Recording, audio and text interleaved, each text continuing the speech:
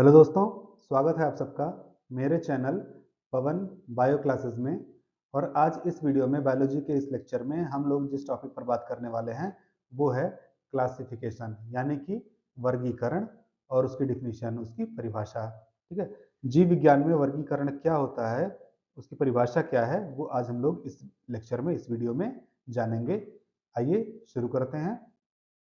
Friends, इस video में contents क्या क्या है, सबसे पहले हम क्लासिफिकेशन का जो इंट्रोडक्शन है, प्रस्तावना है, वो जानेंगे। फिर क्लासिफिकेशन के कौन कौन से स्टेप्स होते हैं वो जानेंगे। स्टेप्स जैसे कि आपका आइडेंटिफिकेशन यानी कि पहचान, नोमेनक्लेचर यानी कि नामकरण, क्लासिफिकेशन यानी कि वर्गीकरण, टेक्सोनॉमी यानी कि वर्गीकरण विज्ञान, ठीक है। फिर फाइलोजेनेटिक्स यानी कि विकासात्मक अध्ययन, और व्यवस्थापन यानी कि सिस्टमैटिक्स। इनके बारे में हम लोग जानेंगे। फिर इसके बाद हम जानेंगे कि हम क्लासिफिकेशन करते क्यों हैं, उसके लाभ क्या हैं, और बाद में हम इस वीडियो का कंक्लूजन देखेंगे। ओके फ्रेंड्स, सबसे पहले जानते हैं परिचय, यानी कि क्लासिफिकेशन की का परिचय अगर हम जानें कि वो क्या है, वर्गीकरण किसे कहते हैं, तो biological classification is the systematic process of grouping and organizing living organisms into categories based on their shared characteristics, similarities, differences, relationship and evolutionary history। जीव विज्ञान में जो अगर हम वर्गीकरण की बात करें, बायोलॉजी में अगर हम क्लासिफिकेशन की बात करें, तो जितने भी लिविंग ऑर्गेनिजम्स हैं, जितने भी जीवित वस्तुएं हैं, जितने भी जीवित जीव हैं, उनकी समान विशेषताओं, समानताओं, विभिन्नताओं और आपसी संबंधों और विकासवादी इतिहास के आधार पर समूहबद्ध एवं व्यवस्थित करने की एक प्रणालीबद्ध प्रक्रिया है। यह तो एक डिफिनेशन है, बहुत ही कॉम्प्लेक्स डिफिनेशन है, इसको हम सिंप्लीफाइड करके समझते हैं। फ्रेंड्स, अपने चारों ओर आप नजर घुमाइए और जितने भी आपको जीवित चीजें दिख रही हैं, जितने भी लिविंग ऑर्गेनिजम्स दिख रहे हैं, पेड़ हो, पौधे हो, कुत्ते हो, बिल्ली हो, बकरी हो, गाय, भैंस, बंदर, कुछ भी आपको दिखे, कोई भी ऑर्गेनिज्म आपको ए टू जेड कुछ भी आपको दिख रहा हो, ठीक है, उन सारे ऑर्गेनिजम्स को देखिए तो पूरा का पूरा जो बायोलॉजिकल स्फीयर है वो आपको एक कबाड़ खाना दिखता है।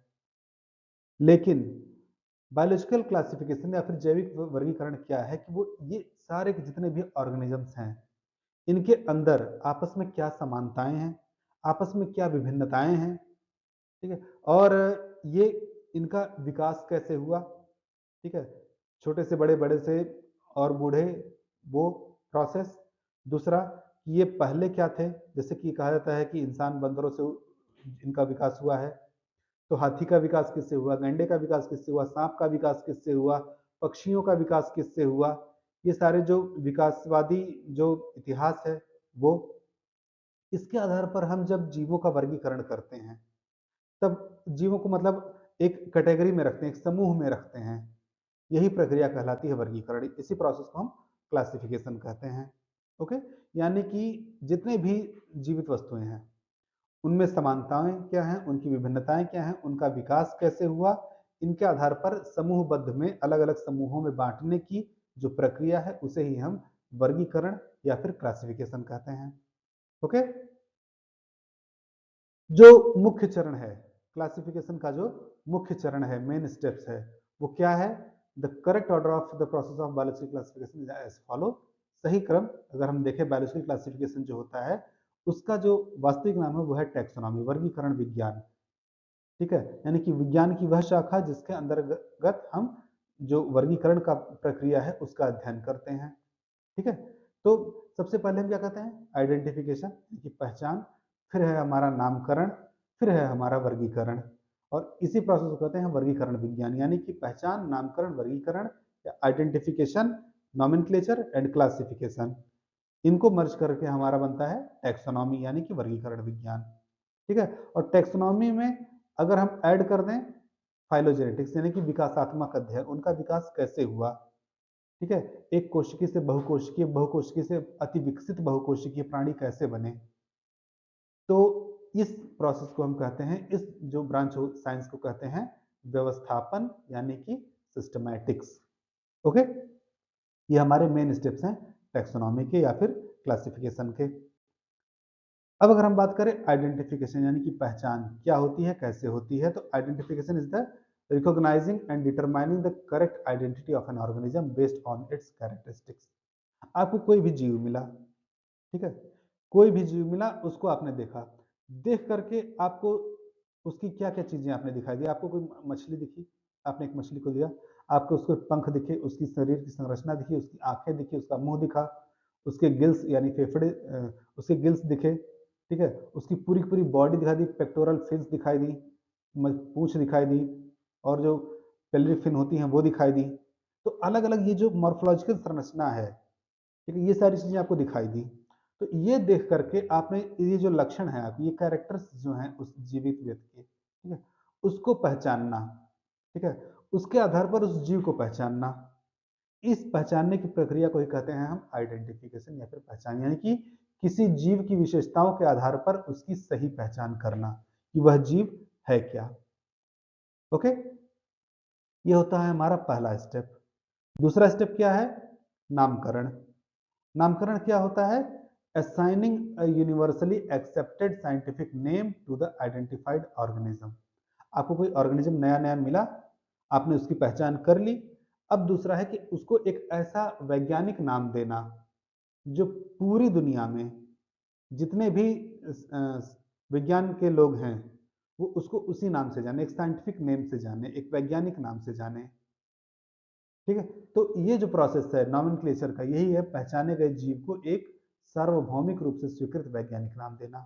ठीक है, जैसे इंसान, इंसान यहाँ पर हम लोग हिंदी में कहते हैं, उर्दू में कहते हैं, मनुष्य कहते हैं, मैन कहते हैं, ठीक है, ये अलग अलग नाम है। लेकिन होमोसेपियंस जो नाम है वो पूरी दुनिया में यूनिवर्सली एक्सेप्टेड है। तो होमोसेपियंस जो नाम दिया गया है, यही प्रोसेस कहलाता है नॉमेनक्लेचर। ठीक है, आम हम लोग हिंदी में कहते हैं, मैंगो इंग्लिश में कहा जाता है, लेकिन मैंगीफेरा इंडिका ये प्रोसेस, ये जो नाम है मैंगीफेरा इंडिका, ये पूरी दुनिया में यूनिवर्सली एक्सेप्टेड है। तो ये जो नाम है यही हमारा कहलाता है वैज्ञानिक नाम, और ये ऑल ओवर वर्ल्ड में एक्सेप्टेड है। तो किसी भी जीव को यही नाम देना कहलाता है नॉमेनक्लेचर। ओके, तीसरा है वर्गीकरण। आपने जीव को पहचान लिया, आपने जीव को नाम दे दिया, अब उस जीव का वर्गीकरण करेंगे, देखेंगे कि ऐसे कौन कौन से लक्षण हैं उस जीव के जो बाकी कुछ जीवों के लक्षण से मिलते जुलते हैं, ठीक है, एग्जैक्टली मैच होते हैं। तो इस जीव के लक्षण जिस जीव से मिलते रहेंगे, उसी जीव के समूह में इस जीव को रखने की प्रक्रिया जो कहलाती है, वही कहलाती है क्लासिफिकेशन। आपको एक मछली मिली, आपने मछली को देखा, सब कुछ जाना, उसको एक नाम दिया, लेकिन अब वो मछली कौन सी मछली है, जबड़े वाली मछली है, बिना जबड़े वाली मछली है, इन सारे लक्षण के आधार पर जबड़े वाली या बिना जबड़े वाली मछलियों के साथ रखने की जो प्रक्रिया है वही कहलाती है क्लासिफिकेशन। ओके, जैसा कि हम जानते हैं कि हमारे पास बहुत सारे किंगडम्स हैं, ठीक है, जीवों को कई कैटेगरी में बांटा गया है। एनिमल्स हैं, प्लांट्स हैं, फंजाई यानी कवक हैं, प्रोटिस्ट यानी कि हमारे एक कोशिका वाले जंतु हैं, हमारे बैक्टीरिया हैं, एंशियंट जो हमारे प्राचीन बैक्टीरिया हैं वो है। तो इनमें जीवों को रखना यानी कि grouping organisms into hierarchical categories based on shared characteristics, यानी कि जीवों को उनकी समान विशेषताओं के आधार पर श्रेणियों में समूहबद्ध करने की जो प्रक्रिया है वही कहलाता है हमारा क्लासिफिकेशन। ओके, तो अब बात करते हैं कि जो हमारा ये टेक्सोनॉमी है, ठीक है, वो क्या है? The overall process that includes identification, nomenclature and classification to study and organize organisms. ठीक है, यानी कि टैक्सोनॉमी यानी कि वर्गीकरण विज्ञान वह समग्र प्रक्रिया है, वो सारी प्रक्रिया जिसमें आपने पहचान लिया, पहचानना, उसे एक नाम दे दिया, नामकरण करना, और वर्गीकरण किया उसका। ठीक है, ये करने की जो प्रक्रिया है, जो जीवों का अध्ययन और संगठन करने की प्रक्रिया है उसके लिए की जाती है, उसे ही हम क्या कहते हैं? टैक्सोनॉमी यानी कि वर्गीकरण विज्ञान। ओके, एक सिंपल सा चार्ट है नीचे, इसको हमेशा याद रखिए कि आइडेंटिफिकेशन यानी कि पहचान, नामकरण यानी कि नॉमेनक्लेचर, और क्लासिफिकेशन यानी कि वर्गीकरण, इन्हें मिलकर के ही बनता है हमारी टैक्सोनॉमी। ओके, अब बात करें विकासात्मक अध्ययन की, फाइलोजेनेटिक्स।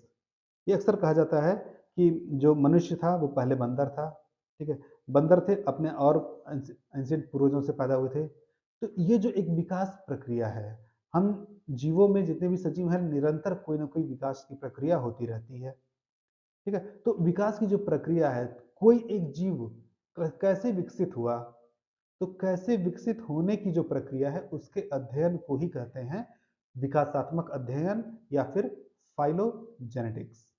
ठीक है, तो फाइलोजेनेटिक्स क्या है? Phylogenetics is the studying the evolutionary relationships between organisms to understand their common ancestry and evolutionary history. ठीक है, यानी कि विकासात्मक अध्ययन जीवों के बीच विकासात्मक संबंधों का अध्ययन करना है ताकि उनके सामान्य पूर्वज और विकासात्मक इतिहास को समझा जा सके। ठीक है, जैसे कि जो हमारे एम्फीबियंस हैं, उभयचर हैं, ठीक है, वो आगे चल के रेप्टाइल्स बने, वही आगे चल के बर्ड्स बने। ठीक है, रेप्टाइल्स को कहा जाता है कि जो हमारे सरीसृप हैं, सरीसृप आगे चल के चिड़िया भी बनी और सरीसृप ही आगे चल के स्तनधारी भी बने, यानी कि रेप्टाइल से आगे चल के बर्ड्स बनी और रेप्टाइल से आगे चल के मैमल्स बने। तो ये जो विकास की प्रक्रिया है, एक कॉमन पूर्वज, ठीक है, हमारा क्या है? सरीसृप है, रेप्टाइल है।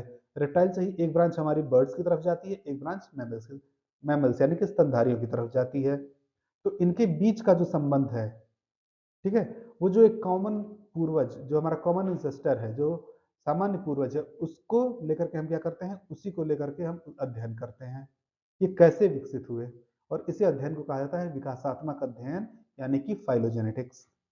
ओके, व्यवस्थापन, आप टेक्सोनॉमी को विकासात्मक अध्ययन के साथ मिला दीजिए, तब जो ब्रांच बनती है उसी को हम कहते हैं सिस्टमैटिक्स। ठीक है, यानी कि सिस्टमैटिक्स क्या है? पहचानना, नामकरण करना, उन्हें समूहबद्ध करना और फिर उनका विकासात्मक अध्ययन करना, यानी कि 4 प्रक्रियाएं मिलकर के बन जाती हैं हमारी सिस्टमैटिक्स, जिनमें से 3 प्रक्रियाएं मिलती हैं तो टैक्सोनॉमी बनती हैं। ओके, तो सिस्टमैटिक्स क्या है? Systematics is a broader field that encompasses the taxonomy and phylogenetics, studying the diversity of organisms and their evolutionary relationships in a comprehensive manner।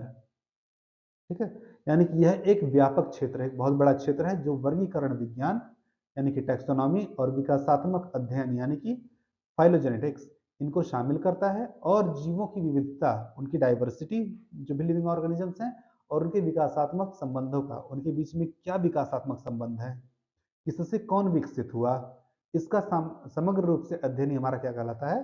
Systematics. Okay, तो दोस्तों अब हम जानते हैं कि जो क्लासिफिकेशन है, जो वर्गीकरण है, उसके लाभ क्या क्या हैं, ठीक है, फायदे क्या क्या हैं, हम क्लासिफिकेशन क्यों पढ़ते हैं। तो सबसे पहले तो बात ये कि जो क्लासिफिकेशन है या वर्गीकरण है, वो जो बायोडाइवर्सिटी है उसको ऑर्गेनाइज करता है।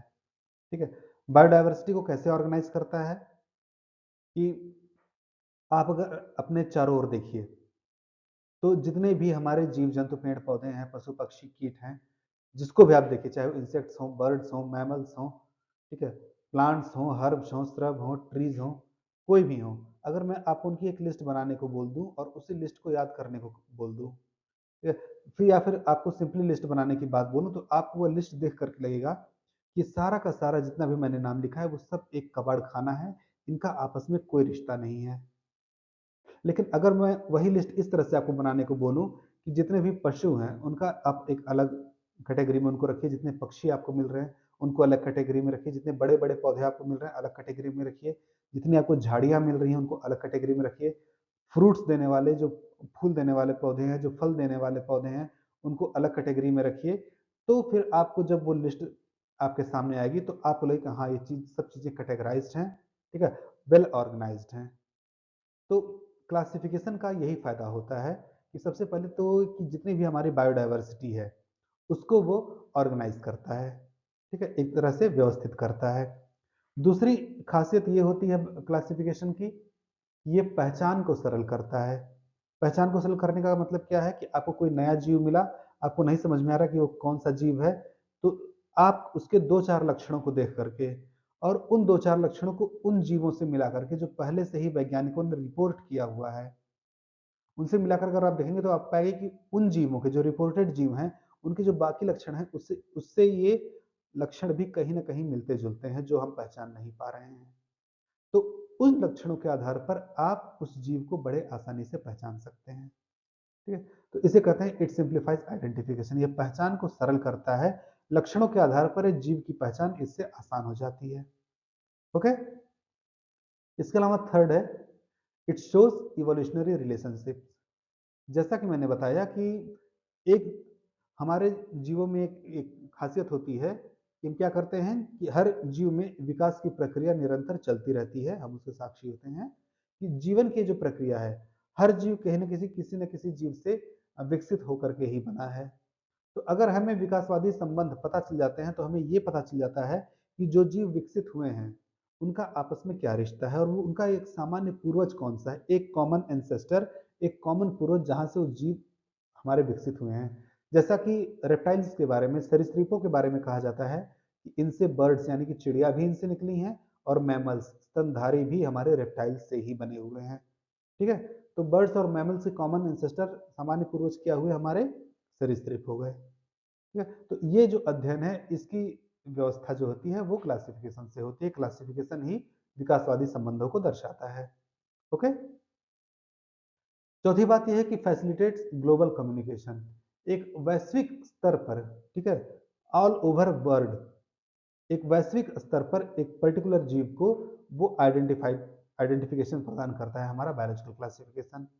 फॉर एग्जाम्पल, जैसा कि मैंने कहा कि ह्यूमन इंग्लिश में नाम है मैन, ठीक है, या वुमेन, फिर हम कहते हैं कि आदमी, मनुष्य, ये सब हम हिंदी या इंग्लिश में नाम जानते हैं। लेकिन अगर हम कहें होमोसेपियंस, तो होमोसेपियंस क्या है कि ऑल ओवर वर्ल्ड में कोई भी जो भी साइंस का स्टूडेंट होगा वो आसानी से जान जाएगा कि यहाँ पर बात इंसान की हो रही है, मनुष्य की हो रही है, मैन की हो रही है। ठीक है, तो ये जो प्रोसेस ग्लोबल लेवल पर जो कम्युनिकेशन हो रहा है चीजों को लेकर के, ठीक है, उसको फैसिलिटेट करता है हमारा क्लासिफिकेशन।